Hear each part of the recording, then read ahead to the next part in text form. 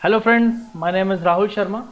Synopsis IAS में हमने सी set के कुछ पेपर डिस्कस किए थे एग्ज़ाम से जस्ट पहले, और आज की क्लास के अंदर हम 2020 का जो हमारा पेपर है उसको डिस्कस करेंगे।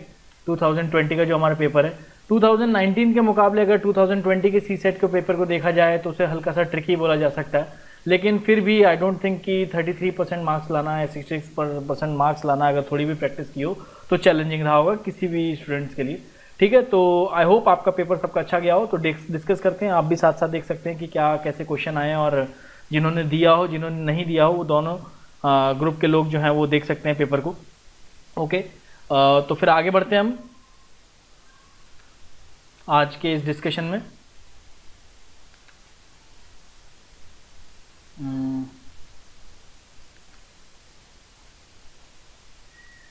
एक सेकेंड। ठीक है, तो ये पेपर है आपका 2020 का। ठीक है, नेट से आप चाहे तो डाउनलोड कर सकते हैं, नेट पे इजीली अवेलेबल है ये पेपर, हिंदी इंग्लिश दोनों लैंग्वेजेस में, जैसे कि हर बार होता है पेपर। तो पहला क्वेश्चन देख लीजिए क्या दिया हुआ है। इसके अंदर एक सीरीज, एक सम देने का एक सिंपल सा क्वेश्चन आया है जिसमें पूछा गया है कि ये जो सिंबल है ये कौन सा डिजिट हो सकता है। तो अगर आप जाएंगे इसके अंदर तो देखेंगे कि यूनिट डिजिट, इसको सबसे आसान तरीके से जल्दी करने का तरीका ये है कि अगर यूनिट डिजिट क्या है, यहाँ पे यूनिट डिजिट ये जो है लास्ट वाले डिजिट, अगर इसको मैं 2 मान लेता हूँ तो यहाँ पे आप देखेंगे तो सारे यूनिट डिजिट जो है वो ये साइन है, हर एक यूनिट डिजिट ये साइन है। तो अगर ये सारे इवन होंगे और एक में केवल ऑड है, तो यानी कि अगर यहाँ सारे इवन आ गए और क्योंकि एक ऑड है तो यहाँ पे भी लास्ट वाला ऑड ही होना पड़ेगा, यानी इवन वाला तो ऑप्शन के अंदर, सवाल के अंदर सही हो ही नहीं सकता, क्योंकि एक डिजिट इसमें 1 जो है लास्ट वाला वो हमेशा आपको ऑड कर देगा। और अगर हमने इवन ले लिया भले इस साइन को, तो भी ये नंबर सब मिला के जो ऑड रहेगा, और यहाँ पे क्योंकि इवन ही रहेगा, अगर इवन नंबर लिया एक साइन को हमने तो वो पॉसिबल नहीं है। इस वजह से जो इवन वाले नंबर हैं ये तो सीधे सीधे ऑप्शन में गलत हो जाते हैं। इसके बाद अगर चेक करना हो तो 3 को ऐड करके देख लीजिए, इधर 3 को डाल के देख लीजिए एक बार। तो पहले 3 + 13 + 53 + 33 + 31, इस सबको अगर आप ऐड करेंगे तो इधर आया 16 और 53, ये हो गया आपका 69 के अंदर आप ऐड कर दीजिए ये 64 और 133, और अगर इधर भी आप जोड़ते हैं, इधर 1 के बाद 2 साइन है तो 1 3 3 ऐसे करेंगे तो 133 बराबर 133, यानी कि इक्वेशन सॉल्व हो गई है। आंसर हो जाएगा इसका 3। आसान क्वेश्चन है, आई होप सभी को किसी प्रकार की दिक्कत नहीं आई हो। अगला क्वेश्चन क्या कह रहा है, अगले क्वेश्चन की ओर मूव करते हैं। अगला क्वेश्चन कह रहा है कि if you have 2 straight sticks of length, 2 अलग अलग स्टिक्स बोली गई हैं, एक 7.5 फीट की है और एक 3.25 फीट की है। एक 3.25 3.25 है और एक 7.5 फीट है। तो बोला गया है कि मिनिमम लेंथ कैन, जो आप मेजर कर सके, मिनिमम लेंथ क्या मेजर कर पाएंगे। तो देखिए वहां पे ये नहीं सोचना है कि भाई 3.25 फीट वाली छोटी वाली है तो इतना ही मेजर कर पाएंगे मिनिमम। देखिए एक ये हो सकता है, इसमें ये तरीका किया जा सकता है कि अगर ये 7.5 फीट की है और अगर मैं एक बार 3.25 वाली यहाँ कर दूं इधर ऐड, तो ये बची हुई जो है इसको भी नापा जा सकता है। और अगर 2 बार 3.25 फीट की लगा दूं मैं इधर, 2 बार 3.25 फीट की लगा दूं तो 6.5 फीट कवर हो जाएगा, और 1 फीट को भी नापा जा सकता है, 1 फीट को भी नापा जा सकता है। अगर 3 बार मैं 3.25 फीट की लगाता हूं तो वो 2.25 फीट रह जाएगा बचा हुआ पार्ट। इसलिए मिनिमम जो हम नाप सकते हैं वो हो जाएगा आपका इसमें 1 फीट। 1 फीट कैसे मिनिमम नापेंगे, एक बार 7.5 को रख देंगे और 2 बार 3.25 को रख देंगे, तो हमें बचा हुआ हिस्सा 1 फीट का ये पता लग जाएगा, और ये मिनिमम हम जो है, मिनिमम जो हम मेजर किया जा सकता है वो होगा आपका 1 फुट। आगे बढ़ते हैं इसी क्वेश्चन के अंदर। Simple mathematical operation in each of the number sequence, बोला गया है result in a sequence with respect to prime number, यानी प्राइम नंबर की बात हो रही है। प्राइम नंबर यानी कि आपका 3 5 7 11 ये सब प्राइम नंबर हो गए। ओके, तो क्या कह रहा है इसके अंदर, एक बार देख लेते क्या कह रहा है। एक सेकेंड जरा। ठीक है, तो ये प्राइम नंबर आप देख सकते हैं। तो सीक्वेंस क्या है, 14 है। ओके, देख समझ में आ गया, 14 दिया हुआ है तो 14 हो गया सीक्वेंस के अंदर। उसके बाद 18 दिया हुआ है, फिर 20 दिया हुआ है। ओके, तो क्या समझ में आ रहा है इसके अंदर कि 14 जो है ये 13 + 1 समझ में आ रहा है, 13 इसके अंदर प्राइम नंबर है। 18 जो है उसको आप 17 + 1 लिख सकते हैं, 17 प्राइम नंबर है। 20 जो है उसको 19 + 1 लिख सकते हैं और 19 प्राइम नंबर है। इसी प्रकार जो 24 है, सीक्वेंस देखते ही समझ में आ रहा होगा, 23 + 1 लिख सकते हैं तो 23 प्राइम नंबर है। तो 32 जो है वो 31 के बाद हो जाएगा, 31 + 1। तो अगला प्राइम नंबर क्या हो जाएगा? अगला प्राइम नंबर ऑब्वियस सी बात है कि आपका 31 के बाद कौन सा अगला प्राइम नंबर होता है? 37। 37, तो अगला नंबर क्या हो जाएगा? 37 + 1 = 38। तो ये क्वेश्चन भी हो गया आसानी से। इसका सही जवाब हो जाएगा आपका 30। अगले क्वेश्चन की ओर आगे बढ़ते हैं। अगला क्वेश्चन क्या है? अगला क्वेश्चन क्या कह रहा है? A page is torn from a booklet. A page is torn from a booklet whose pages are numbered in usual manner. Page बोले गए हैं, एक बुकलेट से फाड़े गए हैं जिसके अंदर बेसिकली नंबर्ड हैं, और sum of the numbers of remaining pages, sum of the numbers, एक किताब है जिसमें बुकले में पेजेस पे नंबर है 1 2 3 4 5 6, ओके, और इन सब का नंबर का सम बोला गया है 195। यदि दो पेज फाड़ दिए, मतलब एक पेज फाड़ दिया, एक पेज फाड़ दिया मतलब एक पेज के ऊपर और नीचे दो जगह नंबर होगा ना, तो दो नंबर एक तरीके से हटा दिए और बाकी नंबरों को ऐड करते रहे तो 195 होगा। तो याद होगा, अगर आपको जो मैथ्स के हमने फॉर्मूले करे थे अपने एक लेक्चर के अंदर, उसके अंदर हमने देखा था कि एक सीरीज 1 से लेकर जो फर्स्ट n नेचुरल नंबर को हम जोड़ते हैं तो उसका सम होता है n × n + 1 / 2। ऐसा कुछ याद होगा आपको। तो हमें कुछ ऐसा देखना है कि n × n + 1/2 जो है वो 195 के आसपास ले आइए। कौन सा वाला है? जो उसके आसपास वाला, और इससे थोड़ा सा बड़ा, क्योंकि दो पेज फाड़े गए हैं तो दो नंबर कम है। तो n × n + 1/2 कुछ ऐसा नंबर लेके आना है जिसका मतलब सम जो है वो, जिसका जो मल्टीप्लिकेशन जो इस फॉर्मूले से निकलता है वो 195 से थोड़ा ही बड़ा हो, ताकि हम अंदाजा लगा सकें कि भैया कौन से दो नंबर है जिन्हें डिलीट किया गया है। तो n अब ये 195 है, ये लगभग 200 × 10 के बराबर के 200 के आसपास का नंबर है, ओके। तो ये 200 के आसपास का नंबर है। तो मैं अगर n को मान लेता हूं 20, तो n + 1 हो जाएगा आपका 21 / 2, तो ये हो जाएगा आपका लगभग 210 के आसपास। तो मैंने n को 20 मान लिया। मैं बस 195 से थोड़ा सा बड़ा वाला नंबर लाना चाह रहा था, n की ऐसी वैल्यू लाना चाह रहा था कि 195 से थोड़ा बड़ा हो। तो थोड़ा बड़ा ये 210 निकल रहा है, तो 210 निकल रहा है, और वैसे सम 195 आ रहा है, यानी दो पेज जो फाड़े गए हैं उनका सम 15 हो जाएगा। और कॉन्जिक्यूटिव होंगे पेज नंबर, अगर एक पेज को हम फाड़ते हैं तो उसके एक तरफ 7 लिखा होगा, दूसरी तरफ 8 लिखा होगा, तभी तो 15 हो जाएगा दोनों का सम, यानी कि 7 और 8 इसका ये सही जवाब हो जाएगा। आई होप सभी को समझ आ रहा है। चलिए आगे बढ़ते हैं अगले इसके अंदर। ये अरेंजमेंट वाला क्वेश्चन, ये भी हमने अपने प्रैक्टिस वाले सी सेट के अंदर किया था, और इसके अंदर भी मैंने सबसे पहले एक तरीका बताया था कि सबसे पहले गिन लीजिए कि कितने हैं टोटल डिजिट, ये टोटल कितने लेटर्स हैं। तो लेटर्स लगभग 20 हैं। 20 हैं तो सीरीज या तो 4 की होगी या 5 की होगी, क्योंकि 20 जो है 4 से डिवाइडेबल है या 5 से डिविजिबल है। तो इसके अंदर हमें क्या करना है, आप देखना जरा सीक्वेंस किस तरीके से बना हुआ है। ओके, चलिए देख लेते हैं किस तरीके से बना हुआ है। तो इसको 5 वाला सीक्वेंस में अगर मान लेता हूं तो ए बी ए, उसके बाद बी सी ए बी ए इधर हो गया, ये बी सी बी हो गया।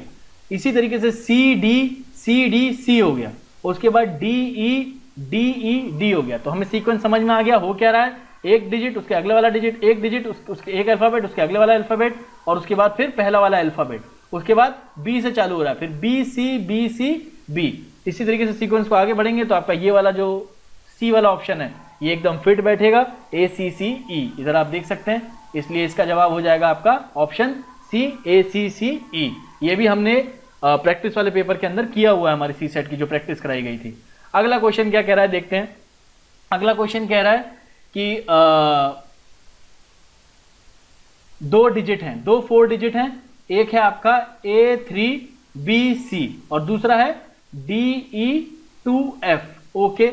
इन दोनों का सम कितना कहा जा रहा है, A3BCDE2F, इन दोनों का सम बोला गया है 15902, ओके, समझ में आ गया। तो डिफरेंस पूछा है ए और डी के बीच में, और ये भी बोला गया है कि कोई भी लेटर जो है वो 3 से छोटा नहीं है, सारे लेटर जो है वो अलग हैं, और हर एक लेटर जो है वो ग्रेटर देन 3 है। तो यानी सी और एफ दोनों ही ग्रेटर देन, एक सेकेंड, ये जो सी और एफ हैं इधर जो दिए हुए हैं, सी और एफ ये दोनों ही ग्रेटर देन 3 होंगे। तो ग्रेटर देन 3 होंगे, नीचे 2 है तो या तो ये नीचे 2 है, तो यानी कि दोनों का सम मिला के 12 ही होगा। 2 तो नहीं हो सकता क्योंकि दोनों ही ग्रेटर देन 3 है। तो 8 और 4 हो सकता है, या फिर 7 और 5 हो सकते हैं सी और एफ। तो मैं 8 और 7 और 5 अगर आप मान लेंगे तो 7 और 5 अगर मान लेंगे तो बी भी 7 ही आएगा उस केस के अंदर, बी की वैल्यू भी 7 आएगी। लेकिन क्योंकि डिफरेंट बोला हुआ है, ठीक है, अगर मैं इसको 7 और 5 मान लूंगा तो 12 हो जाएगा, इधर 12 इधर हो जाएगा, तो ऊपर 1 जाएगा, 1 और 2 3 और नीचे 0 हुआ है, तो यानी बी की वैल्यू 7 होनी पड़ेगी। इसलिए 7 और 5 तो सी और एफ नहीं हो सकते। तो 8 और 4 मान लेते हैं इन्हें। 8 और 4 अगर इनको मान लेंगे तो इधर 2 नीचे 2 आ जाएगा, आपका ये वाला 2 आ जाएगा, ऊपर गया 1 1 और 2 और बी की वैल्यू मिला के 0 तो हो नहीं सकती क्योंकि बी 3 से बड़ा है, बी 3 से बड़ा है, यानी बी की वैल्यू हो जाएगी आपकी 7। इसके बाद 1 इधर गया, 1 इधर गया, तो 1 3 और ई मिला के हो रहा है आपका 9, 1 3 और ई मिला के 9 हो रहा है, यानी ई की वैल्यू हो जाएगी आपकी 5। ई की वैल्यू अगर 5 हो जा रही है इधर तो ये 9 हो जाएगा, और ए और डी की वैल्यू मिला के यहां पे हो रही है 15। ए और डी की वैल्यू मिला के हो रही है 15, यानी ए और डी 7 और 8 हो सकते हैं या 9 और 6 हो सकते हैं। तो 7 और 8 ऑप्शन वाला गलत हो जाएगा। 7 और 8 इसलिए नहीं हो सकते क्योंकि 7 पहले से ही बी मौजूद है और डिफरेंट नंबर है, और क्योंकि 9 और 6 अभी कहीं पे यूज नहीं हुआ है, इसलिए ए और डी 9 और 6 हो जाएंगे और दोनों का डिफरेंस हो जाएगा आपका ऑप्शन सी, यानी कि 3। आई होप क्लियर है। मूव करते हैं अगले क्वेश्चन की ओर। अगला क्वेश्चन क्या कह रहा है? अगला क्वेश्चन, दो स्टेटमेंट दिए हुए हैं, ध्यान से देखिएगा, दो स्टेटमेंट दिए हुए हैं, दो स्टेटमेंट S1 और S2। S1 कह रहा है आपका कि there are not more than 2 figures on any page of a 51 page book. Okay, एक 51 पेज की किताब है और किसी पेज पे भी 2 से ज्यादा फिगर नहीं बने हुए, 2 से ज्यादा फिगर किसी पेज पे नहीं बने हुए हैं। और स्टेटमेंट 2 क्या कह रहा है? स्टेटमेंट 2 कह रहा है कि कम से कम एक फिगर तो हर पेज पे मौजूद ही है। अगर सब पे तो मिनिमम फिगर कितने हो जाएंगे? सब पे अगर एक फिगर है तो 51, और मैक्सिमम फिगर कितने हो जाएंगे? सब पे अगर 2 फिगर है तो 102। अब क्वेश्चन क्या है? क्वेश्चन है आपका, are there more than 100 figures in that book? क्या किताब के अंदर 100 से ज्यादा फिगर है? तो ये स्टेटमेंट है। अब क्वेश्चन क्या कह रहा है आपका कि which one of the following statement is correct in the respect of about statement? तो भाई क्या कह रहे हैं अबाउ स्टेटमेंट के हिसाब से देख लेते हैं। Both S1 and S2 are sufficient to answer the question. ये कह रहा है, क्वेश्चन ये कह रहा है कि भाई किताब 100 से ज्यादा फिगर मौजूद ही हैं, 100 से ज्यादा फिगर मौजूद हैं क्या, ये पूछा गया है सवाल। तो अगर स्टेटमेंट 1 और स्टेटमेंट 2 दिया देखा जाए, दोनों को जोड़ दिया जाए, तो क्या ये आंसर सॉल्व हो रहा है कि क्या 100 से ज्यादा फिगर मौजूद है? तो भाई स्टेटमेंट 1 और स्टेटमेंट 2 को जोड़ के हमें क्या पता चल रहा है कि वैल्यू फिगर की 51 से 102 है। तो 100 से ज्यादा है या नहीं है ये नहीं पता चल रहा है, ये वाला ऑप्शन गलत है। स्टेटमेंट 1 से भी ये सही नहीं हो पाएगा, और स्टेटमेंट 1 से भी सही नहीं हो पाएगा। और स्टेटमेंट 3 क्या कह रहा है? सी वाला, S1 and S2 together are not sufficient to answer the question. तो ये आंसर आपका सही हो जाएगा सी, क्योंकि आप S1 और S2 दोनों की वैल्यू मिला भी दे रहे हैं अगर दोनों की इंफॉर्मेशन, तो आपको पता चल रहा है कि 51 से 102 के बीच फिगर होंगे, यानी कि 100 से कम भी हो सकते हैं, 100 से ज्यादा भी हो सकते हैं। तो दोनों को मिला के भी इस सवाल का जवाब नहीं दिया जा सकता कि किताब के अंदर 100 से कम फिगर है या 100 से ज्यादा फिगर है। आई होप चलिए आगे बढ़ते हैं। आप अगला क्वेश्चन क्या कह रहा है? अगला question, consider the following data. ठीक है, चलो कंसीडर कर लेते हैं, आप कहते तो डेटा को। क्या कह रहा है ये कि गर्ल्स हैं 9, एवरेज गर्ल्स के एवरेज मार्क्स इंग्लिश में है 9, और बॉयज के हैं इंग्लिश में एवरेज मार्क्स 8। ओके, तो ओवरऑल एवरेज मार्क्स कह रहा है 8.8। तो देख के ही समझ में आ रहा होगा कि ये 9 into 4 plus 8 into 1 divided by 5 अगर निकाला जाएगा तो 44 डिवाइडेड बाय 5 8.8 यहां से बन जा रहा है, 8.8 बन जा रहा है। ओके, तो क्या पता चल गया हमें? गर्ल्स 4 हैं और बॉयज है 1। तो 8 इंटू 4 यानी कि 32, 7 इंटू 1 यानी कि 7, टोटल हो गया 39, 39 डिवाइडेड बाय 5 यानी कि 7.8, एवरेज हो जाएगा आपका 7.8। ये हो जाएगा आपका सही जवाब। ओके, अगला क्वेश्चन है, ये क्वेश्चन फैमिली 2 जनरेशन PQRST। पहले भी मैं एक क्वेश्चन ऐसा करवाया था जिसमें मैं क्या कहा था कि पहले मेल और फीमेल एक तरफ कर लीजिए, इधर PQRST U कह रखा है, 3 मेल 3 फीमेल, 2 मैरिड कपल हैं और 2 अनमैरिड सिबलिंग है। U जो है वो P की डॉटर है, तो P के नीचे आ जाएगा U, और Q जो है वो R की मदर इन लॉ है। Q जो है वो R का कुछ होगा रिश्तेदार, उसका स्पाउस है वो, सॉरी हाँ, Q जो है वो जो भी यहां पे कुछ रहा होगा उसके स्पाउस की मदर इन लॉ है। तो ठीक है, तो वो हो जाएगा आपका आर, यानी ये एक रिलेशन हो जाएगा। और उसके बाद बोला गया है टी जो है वो अनमैरिड मेल है, टी इधर मेल में डाल दीजिए, एस जो है उसको भी मेल बोला गया है, तो टी और एस तो मेल हो गए, और क्यू जो है वो क्या बोलते हैं मदर इन लॉ है, तो क्यू आपकी फीमेल हो जाएगी, फीमेल में आपके क्यू आ जाएगा एक तो, और पी जो है यू जो है वो पी की डॉटर है, तो यू भी इधर आ जाएगा। तो इस सब को अगर हम सॉल्व कर रहे हैं तो हमें दिखाई दे रहा है कि हम इन दोनों के बीच में कोई ऐसा रिलेशन नहीं जोड़ पा रहे हैं, रिलेशन नहीं जोड़ पा रहे हैं, इसलिए ये आर और यू का संबंध इधर नहीं जुड़ पाएगा हमारा। ठीक है, आर और यू का संबंध भी नहीं जोड़ रहा, आर और एस का संबंध भी नहीं जोड़ पा रहे हैं, एस इज अनमैरिड, ये भी कहना मुश्किल है इतनी इंफॉर्मेशन के हिसाब से, इसलिए इसका आंसर जो है वो नन ऑफ द अबव हो जाएगा। ये थोड़ा सा देखिए, इस तरीके के क्वेश्चन में जब आपको क्या होता है, कई बार हम ईगो लगा लेते हैं, तो वो ईगो लगाने की जरूरत नहीं है, नहीं आ रहा आपको समझ में तो अपने आप मान सकते हैं कि भैया कोई रिलेशन बन नहीं रहा, जबरदस्ती वहां पर रिश्तेदारी जोड़नी नहीं है P Q R S T की यू के अंदर। ओके, चलिए आगे बढ़ते हैं। इन अ पर्टिकुलर ईयर बोला गया, in a particular year 12th of January is a Sunday. अगला क्वेश्चन कैलेंडर वाला है, ये कैलेंडर वाले क्वेश्चन भी हमने अपनी सी सेट की क्लास में प्रैक्टिस किए थे, मैंने आपको ऑड डेज निकालते कैसे हैं वो सिखाया था, और उस ऑड डेज वाले तरीके से ही इसको करना है। नंबर ऑफ ऑड डेज निकालना है, कुछ नहीं है, 12th ऑफ जनवरी से लेकर अब 15th ऑफ जुलाई की बात हो रही है और 12th ऑफ जुलाई की बात हो रही है, तो पहले जुलाई तक पहुंच जाते हैं। तो जनवरी में बचेंगे आपके कितने दिन, 12 जनवरी, तो 12 जनवरी से लेकर 12 जनवरी तक अगर हटा दिए जाए, टोटल 31 दिन है, तो 19 दिन इधर बचेंगे। ओके, फरवरी में 28 दिन मान लीजिए, या 29 दिन भी हो सकते हैं अगर वो लीप ईयर है। इसके बाद मार्च के अंदर 31 दिन, अप्रैल के अंदर 30 दिन, फिर मई के अंदर 31 दिन, जून के अंदर 30 दिन। ओके, और जुलाई के फिर 14 या 15 दिन जो भी निकलेंगे आपके। होप तो इसको ऐड कर लीजिए अगर, तो इसको मैं ऐड कर लेता हूँ, लीप ईयर मान लेते हैं, तो 19 + 29 जो है आप करेंगे अगर, तो 48 और 31 हो जाएगा आपका 79, और 30 109, 140, 170, और उसके बाद 12 जुलाई तक अगर जाना हो तो 12 दिन और एक 182 डेज हो जाएंगे ये टोटल। 182 डेज डिवाइडेड बाय 7 कर लीजिए आप इसे, 182 12 जुलाई को ले लेते हैं, तो 182 डिवाइडेड बाय 7, 2 = 14, 42।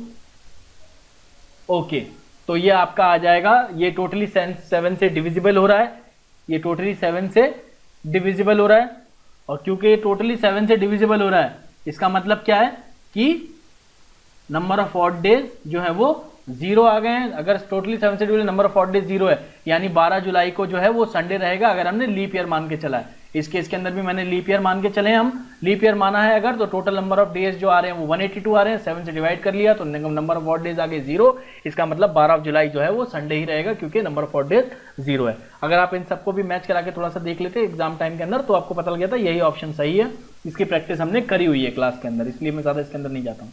आगे बढ़ते हैं,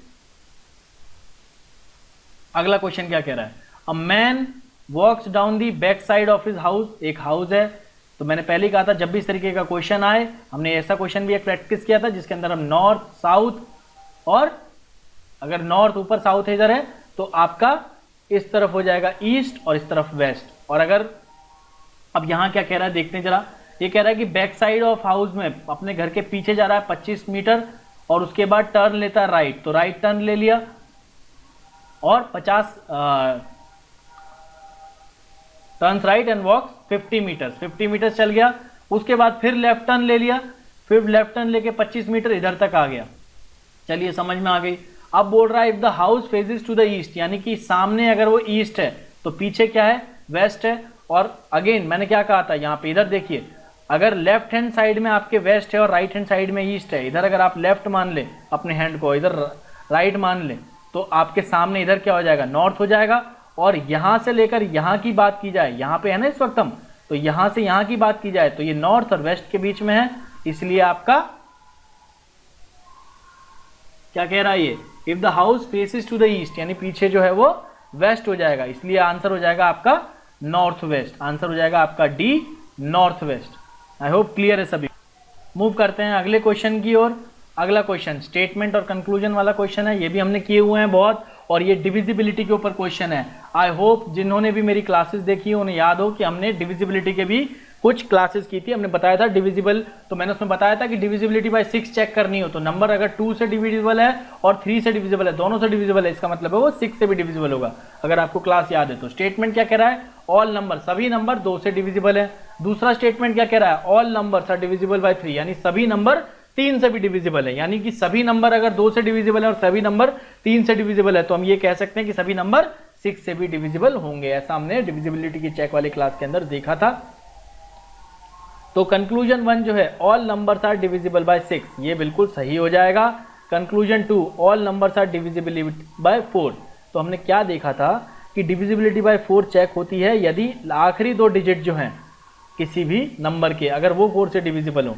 तो अगर नंबर 2 से डिविजिबल है केवल, तो ये जरूरी नहीं है कि वो, तो नंबर यदि 2 से डिविजिबल है तो ऐसा कोई जरूरी नहीं है कि फिर वो नंबर 4 से भी डिविजिबल होगा। जैसे नंबर मान लीजिए कोई ऐसा नंबर हो सकता है ना जो 2 से डिविजिबल हो और 3 से भी डिविजिबल हो, जैसे कि 6 है, 2 से डिविजिबल है और 3 से भी डिविजिबल है, पर क्या 6 4 से डिविजिबल है क्या, नहीं है। तो इसी वजह से कंक्लूजन 2 फॉलो नहीं हो रहा है, इसलिए केवल कंक्लूजन 1 ही फॉलो हो रहा है, इसलिए आंसर हो जाएगा आपका इसके अंदर ए वाला। आई होप सभी को क्लियर। अगले क्वेश्चन की ओर मूव करते हैं। अगला क्वेश्चन वेन डायग्राम वाला क्वेश्चन है, इस तरीके का भी क्वेश्चन हमने अपने प्रैक्टिस के अंदर सॉल्व किए थे। तो क्या कह रहा है ये कि 2 कंक्लूजन दिए हुए हैं, ऑल कैट्स आर डॉग्स, यानी कि सभी कैट्स डॉग्स हैं। तो ये अगर कैट्स हैं तो डॉग का कैट वाले से तो बड़ा ही होगा, इस तरीके से सर्कल। क्यों, क्योंकि सारी कैट्स डॉग्स हैं, तो सारी कैट्स डॉग हैं तो डॉग का सर्कल बड़ा होगा, कम से कम सी के बराबर होगा और मैक्सिमम कितना हो सकता है, उससे बड़ा भी हो सकता है, लेकिन पूरे कैट्स जो हैं वो डॉग्स वाले सर्कल के अंदर आएंगे। ऑल कैट्स आर ब्लैक, तो यानी कि अगेन ब्लैक वाला जो सर्कल है वो भी कंप्लीटली सी को कवर करेगा, सी ब्लैक वाले के अंदर हो सकता है और ब्लैक वाला सर्कल जो है वो मिनिमम टोटल सी को तो कवर करेगा ही करेगा। अब कंक्लूजन 1 क्या कह रहा है, all dogs are black. Again हमने क्या देखा कि ये अगर सी वाला है, ये डॉग वाला है, तो ये ब्लैक वाला हो सकता है। बस ये है कि ये जो सी वाला है इसको डी और बी ब्लैक वाले के बीच में होना पड़ेगा, लेकिन ऐसा कोई जरूरी नहीं है कि सारे डॉग्स जो हैं वो काले हों। ऐसा हम देख रहे हैं डॉग्स जो हैं वो ब्लैक के बाहर भी हो दिखाई दे रहे हैं हमें। और दूसरा क्या कह रहा है कि some dogs are not black, कुछ डॉग्स जो हैं वो नॉट ब्लैक हैं। तो इधर से तो समझ में आ रहा है कि देखिए ये कुछ डॉग्स हैं ये नॉट ब्लैक हैं, लेकिन मैं डी को ऐसा भी तो बना सकता हूं, डी को बस सी को कवर करना है। तो इस वाले केस के अंदर डी ने सी को कवर कर लिया, लेकिन वो उसके बावजूद कंप्लीटली बी के अंदर है। तो ऐसा भी पॉसिबल है कि सारे डॉग्स ब्लैक हों, कंपलसरी नहीं है, हो भी सकते हैं नहीं भी हो सकते हैं, इसलिए दोनों स्टेटमेंट ही फॉलो नहीं करेंगे। इसलिए इस वाले क्वेश्चन का जवाब हो जाएगा आपका ऑप्शन सी, यानी कि neither conclusion 1 and nor conclusion 2 follows. चलिए अगले वाले क्वेश्चन के अंदर चलते हैं। अगला क्या कह रहा है, सिंपल सा क्वेश्चन है ये तो, consider the following sequence of number, कितने ऐसे नंबर हैं, how many odd numbers are followed by odd number. तो आसान क्वेश्चन है, इसको तो आपको मैं ऐसे समझाने की जरूरत नहीं है। ऑड नंबर कितने हैं जो ऑड नंबर से फॉलोड है, तो एक तो ये हो जाएगा, ये ऑड नंबर से फॉलो है एक नंबर, ये हो जाएगा। फिर ये 7 जो है ये भी ऑड नंबर से फॉलो है, ये दूसरा नंबर हो जाएगा। 3 जो है ये इसके बाद 9 है तो ये तीसरा हो जाएगा, ये भी ऑड नंबर से फॉलोड है। इसके बाद बड़े बात तो 5 की, तो ये भी चौथा हो जाएगा क्योंकि इसके बाद 7 है, ये भी ऑड नंबर फॉलो है। 7 नहीं होगा क्योंकि 7 के बाद 2 है। इसके बाद 3 है, ये 5वां हो जाएगा क्योंकि ये भी ऑड नंबर से फॉलोड है। और 1 जो है ये भी ऑड नंबर से फॉलोड है, उसके बाद 5 है, तो ये 6 हो गए। 5 जो है उसके बाद 8 है, नहीं मानेंगे इसे। 3 के बाद 8 है, 5 के बाद 2 है, 3 के बाद 4 है, 9 के बाद 6 है, तो केवल 6 नंबर हो जाएंगे। आंसर हो जाएगा आपका ऑप्शन बी। सिंपल सा क्वेश्चन है, इसके अंदर तो ज़्यादा इतना दिमाग लगाने की जरूरत नहीं है। ओके, आगे बढ़ते हैं अगले सवाल की ओर। अगले सवाल की ओर आगे बढ़ते हैं। कह रहे हैं कि ए इज 16 फ्रॉम द लेफ्ट, यानी कि कुछ होंगे इस तरीके से, और ए जो है अगर ये लेफ्ट है और ये राइट है तो ए 16th है इस तरफ से। चलिए ठीक है, 16th नंबर पे आपने ए डाल दिया, यानी यहाँ पे 15 लोग और होंगे लेफ्ट में। इसके बाद कह रहा है V is 18th from the right, यानी कि V जो है वो यहीं कहीं पे होगा। तो V में मान लेता हूँ V 18th है, तो यानी कि V के राइट में 17 लोग होंगे, V के राइट में 17 लोग होंगे, A के लेफ्ट में 15 लोग हैं। इसके बाद क्या कह रहा है, G is 11th from A, G is 11th from A towards the right. G जो है वो A से 11th है, तो A के 10 बाद 11वां मतलब 11वें नंबर पे है जी, तो ए और जी के बीच में 10 लोग हैं और जी जो है वो 11वें नंबर पे है, और जी जो है वो थर्ड फ्रॉम वी है, थर्ड फ्रॉम वी, यानी कि अगर वी यहाँ पे 18th नंबर पे है, एक बार जरा ध्यान से देख लीजिए क्या कहना चाह, ओके, तो जो जी है वो आपका ए से राइट एंड में थर्ड है, यानी कि ये अगर 18 है तो 19, 20, 21 थर्ड नंबर पे होगा इधर। ओके, तो जी ए जो है ये थर्ड नंबर पे है 21 नंबर पे, तो जी आपका इधर हो जाएगा 21th नंबर पे। ओके, 21th नंबर पे इधर है, तो 21th नंबर पे एक तरीके से हो गया जी आपका, मतलब अगर इधर से कहा, सॉरी एक सेकेंड, सॉरी, चलिए, तो क्या कह रहा है एक बार इसको वापस देख लीजिए, कुछ नहीं कह रहा है, कि ये कह रहा है ए से 11वें नंबर पे, यानी कि अगर लेफ्ट से बात की जाए तो 27वें पे चले जाएंगे ना हम, 11 नंबर बाद, ए 16वें पे है तो 27वें पे अगर बात की जाए तो 27 के बाद जो अगर बात की जाए तो वो आपका जी कह रहा है, और जी जो है वो वी के थर्ड नंबर पे राइट में, यानी कि वी के थर्ड नंबर, वी के हमने क्या देखा, वी के राइट में 17 लोग और हैं, और अगर तीसरे नंबर पे जी है तो यानी कि वी के इस तरफ अगर बात की जाए कि कितने लोग हो जाएंगे वी के इस तरफ, वी के इस तरफ 17 लोग थे, और क्योंकि जी जो है वो थर्ड नंबर पे है तो यानी कि 14 लोग इधर हो जाएंगे, 14 लोग राइट में हो गए जी के, और जी क्योंकि 27वें नंबर का है तो 27 ये प्लस जी के राइट में 14 लोग, तो 27 प्लस 14 इज इक्वल्स टू 41। ठीक है, थोड़ा सा मैंने बताने में थोड़ा सा आपको कंफ्यूजन लगा होगा तो रिवाइंड करके देख लीजिएगा, बहुत डिफिकल्ट सवाल नहीं है ऐसा कुछ, थोड़ा सा वो शो करने में थोड़ा सा ये मोटा पेन है और इसको दिखाने में थोड़ी सी दिक्कत हो रही है, आप वो काउंट करेंगे, बहुत सिंपल सा क्वेश्चन है, समझ में आ जाएगा, एक बार रिवाइंड करके भी देख सकते हैं। आगे बढ़ते हैं, अगला सवाल क्या कह रहा है, स्टेटमेंट वाला क्वेश्चन, ये कोई ज़्यादा मुश्किल, ये तो आसान क्वेश्चन में आते हैं। स्टेटमेंट दिए हुए हैं कि C is younger than D but older than A and B, C जो है वो यंगर देन, ठीक है, तो क्या कह रहा है ये कि सी जो है वो यंगर देन डी है, तो डी उससे बड़ा हो जाएगा, बट ओल्डर देन ए और बी दोनों से बड़ा है। चलिए, ये कह रहा है, दूसरा कह रहा है डी इज ओल्डेस्ट, ये समझ में आ रहा है यहाँ पे, और कह रहा है तीसरा स्टेटमेंट कह रहा है A is older than B, A is older than B, यानी कि सीक्वेंस कुछ ऐसा बन जाएगा, डी सी तीसरे स्टेटमेंट और पहले स्टेटमेंट को अगर मिला लें तो कुछ इस तरीके से हो जाएगा। अब क्या कह रहा है स्टेटमेंट कौन कौन से जो है, who among the following is the youngest, सबसे छोटा कौन है, अगर ये पता लगाना है। ठीक है, तो स्टेटमेंट सारे देख लेते हैं, क्या कह रहा है, S1 alone is sufficient, S1 से हमें नहीं पता चल पाया था, S1 से ये पता नहीं चल रहा कि A और B में कौन छोटा है, तो S1 अलोन तो सफिशिएंट नहीं है। S1 एंड S1 और S2 के हिसाब से भी हमें नहीं पता चल रहा है कि A और B में कौन सा छोटा है। S2 और S3 से भी नहीं पता चल रहा है, S1 तो बहुत ही इंपॉर्टेंट है, बिना S1 के कुछ नहीं हो पाएगा। S1 एंड S1 और S3, अगर मैं S1 और S3 इंफॉर्मेशन जोड़ लूँ तो हमें ये सीक्वेंस मिल जा रहा है जिससे पता चल जा रहा है कि B सबसे यंगेस्ट होगा, इसलिए आंसर हो जाएगा इसका ऑप्शन नंबर डी, कि S1 और S3 को अगर दोनों को मिला लेंगे तो हमें पता लग जाएगा कि कौन सा वाला यंगेस्ट है। चलिए, वो क्लियर है सभी को। अगला क्या क्वेश्चन क्या कह रहा है, अगला कह रहा है question, how many integers are there between 1 and 100 which have 4 as a digit but are not divisible by 4। Again divisibility check करने वाला तरीका आपको याद ही हो, मैंने बताया था डिविजिबिलिटी चेक करने का क्या तरीका होता है, नॉट डिविजिबल बाय 4, यानी कि लास्ट के 2 डिजिट जो हैं वो 4 से डिविजिबल नहीं होने चाहिए, यानी कोई नंबर है ए बी सी, तो जो बी सी है वो 4 से डिविजिबल नहीं होना चाहिए। तो अगर देखा जाए तो 1 से लेकर ऐसे इंटीजर विच है 4 एज अ डिजिट, तो 4 एज अ डिजिट वाले कौन से हो जाएंगे, 4, 14, 24, 34, फिर 40 से लेकर 49 तक, फिर 54, 64, 74, 84 और 94। ठीक है, तो ये 94 तक हो गया, तो ये 94 तक हो गया, तो इसके अंदर आपका ये 24 कैंसिल हो जाएगा, ये 4 से डिविजिबल होगा क्योंकि 24 जो है 4 से डिविजिबल होता है, दोनों का लास्ट के 2 डिजिट तो यही है इसके अंदर, तो इसी वजह से 14 हो जाएगा एक आपके ऑप्शन के अंदर, 34 दो, पहला 14 दूसरा 34, उसके बाद आपका 54 हो जाएगा तीसरा, चौथा हो जाएगा 74, पांचवा हो जाएगा आपका 94। इसके अलावा 40 से 49 की अगर बात की जाए तो 40 नहीं आएगा, 41, 42, 43 ये तीनों भी 4 से डिविजिबल नहीं है, 44 4 से डिविजिबल होगा, 45, 46, 47 ये तीनों हो जाएंगे, और एक 49, तो ये आपके 7 नंबर ये हो गए, 5, 7 ये नंबर हो गए ये वाले और 5 नीचे वाले हो गए, टोटल 7 और 5 मिला के 12। आंसर हो जाएगा ऑप्शन सी यानी कि 12। आसान क्वेश्चन है, आसान क्वेश्चन में गिना जाएगा। इसके बाद अगला question, X and Y be volumes, X और वाई है वॉल्यूम, एक्स और वाई हो गए आपके volume, M and be the masses of 2 metallic cube. तो एम, एक्स का एम और एन, पी और क्यू, पी और क्यू हैं आपके जो दो क्यूब हैं, क्यूब का वॉल्यूम जो साइड होती है उसका स्क्वायर क्यूब, ठीक है ना।